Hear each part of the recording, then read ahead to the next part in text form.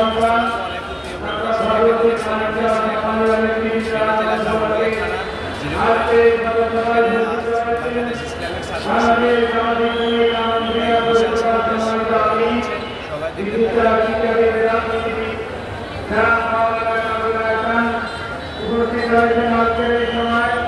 জামাত ইসলামী সংগ্রামী সাধারণ সম্পাদক